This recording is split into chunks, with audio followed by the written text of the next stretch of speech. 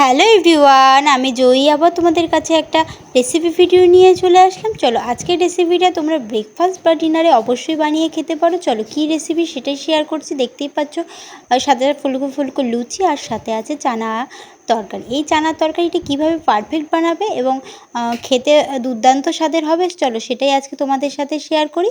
ফার্স্টেই দেখো এখানে কড়াইতে সর্ষের তেল গরম করতে দিয়েছি, তাতে জিরে আর তেজপাতা ফোড়নে দিয়ে দিচ্ছি। আর এখানে একটা মশলা পেস্ট করব, তার জন্য নিয়ে নিয়েছি একটা পেঁয়াজ, হাফ টমেটো, 2-3 কোয়া রসুন আর একটু পরিমাণ মতো আদা।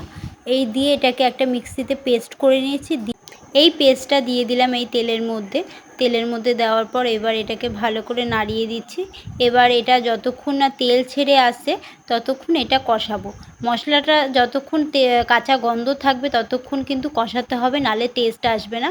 আমার দেখো মশলাটা কষে গেছে। এর মধ্যে কিছু গুঁড়ো মশলা অ্যাড করেছি। এর মধ্যে আছে হলুদ গুঁড়ো, তারপর কাশ্মীরি লঙ্কার গুঁড়ো, একটু লবণ আর একটু জিরের গুঁড়ো দিয়ে এটাকে আবার ভালো করে কষাচ্ছি। দেখো কষে এসছে, তেল অলরেডি ছেড়ে দিয়েছে, দেখে বুঝতেই পারছো।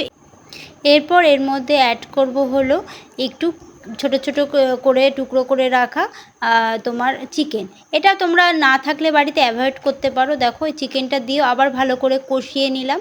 এবার দিয়ে দেব সেদ্ধ করে রাখা চানা। এটা আমি প্রেসারে 2 থেকে 3টে সিটি দিয়েছি। দেওয়ার পর এই দেখো এই চানাটা এবার এই মশলার মধ্যে দিয়ে দিলাম। এটা দিয়েও ভালো করে কষাতে হবে, যত কষাবে টেস্টটাও তত বাড়বে। এরপর দেখো আমার কষানো অলরেডি হয়ে গেছে। এর মধ্যে টুকরো করে রাখা ভেজে রেখেছিলাম আগেই আলুটা, সেই আলুটাও এর মধ্যে দিয়ে দিলাম। দিয়ে আবারও এটাকে ভালো করে নাড়াচাড়া করে কষিয়ে নেব। কষিয়ে নেওয়ার পর দেখো কষে এসছে। এবার এর মধ্যে অ্যাড করব হলো পরিমাণ মতো জল। এটা তোমরা গরম জল ইউজ করতে পারলে সবথেকে ভালো হয়, টেস্টটা আরও দ্বিগুণ হয়। দেখো আমি এখানে জল ইউজ করেছি, এটাতে মনে হলো অল্প হবে, তাই জন্য পরে আবার একটু জল ইউজ করলাম। কারণ বেশি জল ইউজ করব না, কারণ লুচির সাথে খাবো তো, তাই একটু মাখা মাখা রাখবো। এরপর এই দেখো ঝোলটা ফুটতে শুরু করে দিয়েছে। এর মধ্যে হাফ চামচ মতো একটু গরম মশলা এর মধ্যে অ্যাড করে দিলাম। দিয়ে একটু নাড়াচাড়া করে গ্যাসের ফ্লেমটা অফ করে নেবো। আর এদিকে দেখো ময়দাটা মেখে নিয়েছি। মেখে নিয়ে যে সাদা তেলের মধ্যে লুচিটাও বেলে নিয়ে ফেলে দিয়েছি। দেখো ফুলকো ফুলকো লুচি এই যে ভাজাও হয়ে গেছে কিছুটা, আর কিছুটা ভাজছি। এই চানার সাথে এই লুচি, রুটি, পরোটা সবই যায়, সবই এই চানার সাথে খুবই ভালো লাগে খেতে।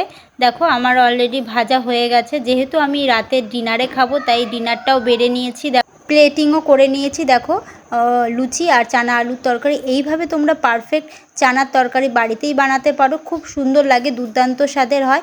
একবার তোমরা ট্রাই করতেই পারো। আজকের রেসিপিটা কেমন লাগলো অবশ্যই কমেন্ট করে জানিও। ভালো লাগলে একটা লাইক করো, পাশে থেকো। আর বাড়িতে বানিয়ে একবার ট্রাই করে আমাকে জানিও কেমন হয়েছে তোমাদের রেসিপিটা। চলো আজকের মতো এখানেই টাটা, পরে তোমাদের সাথে খুব তাড়াতাড়ি দেখা হচ্ছে।